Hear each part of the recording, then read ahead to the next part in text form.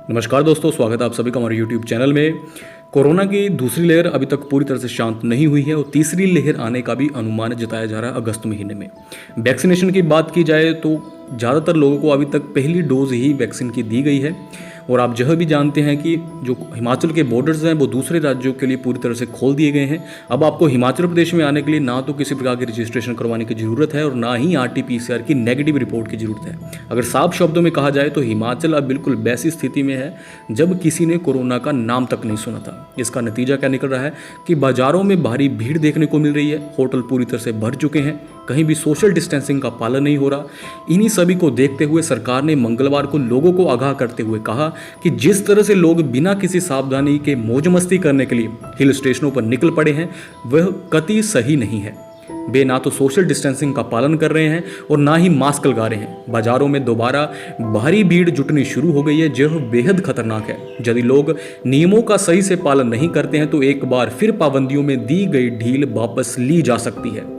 स्वास्थ्य मंत्रालय में संयुक्त सचिव लव अग्रवाल ने हिमाचल प्रदेश के मनाली और शिमला, उत्तराखंड के मसूरी, दिल्ली के सदर बाजार और लक्ष्मी नगर के साथ दादर मार्केट की तस्वीरें दिखाई जहां बाजारों में भारी भीड़ दिख रही है, कहीं सोशल डिस्टेंसिंग का पालन नहीं हो रहा। उन्होंने कहा कि कोरोना की दूसरी लहर बेशक नरम पड़ी है लेकिन अभी लोगों को कोरोना प्रोटोकॉल का पालन करते रहना है। हिल स्टेशनों की यात्रा करने वाले लोग लापरवाही कर रहे हैं, वे कोरोना उपयुक्त व्यवहार का पालन नहीं कर रहे हैं। अब तो कोरोना की दूसरी लहर से निपटने में मिली बढ़त को कोरोना प्रोटोकॉल तोड़ने वाले लोग खत्म कर सकते हैं। अगर प्रोटोकॉल का पालन नहीं किया गया तो प्रतिबंधों में ढील फिर रद्द हो सकती है। देखिए, कुछ सख्ती अभी भी हिमाचल प्रदेश सरकार के द्वारा बाकी रखी गई है लेकिन ये सख्ती कहीं पर भी लागू होती हुई दिखाई नहीं दे रही है।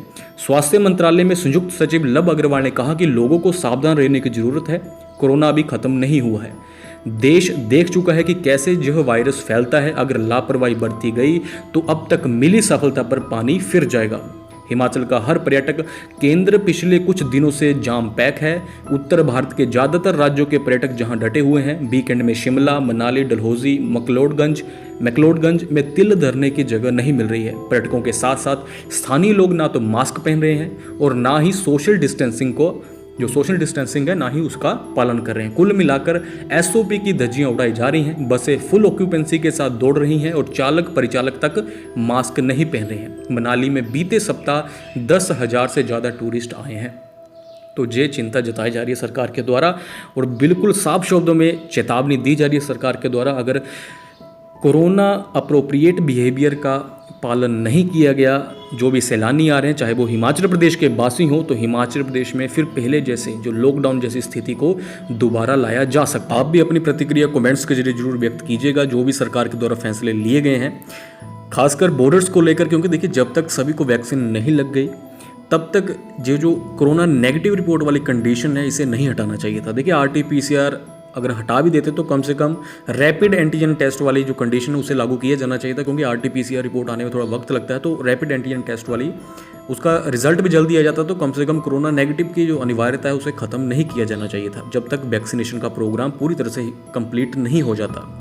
बाकी आप अपनी राय जरूर दीजिएगा। तो इस वीडियो में इतना।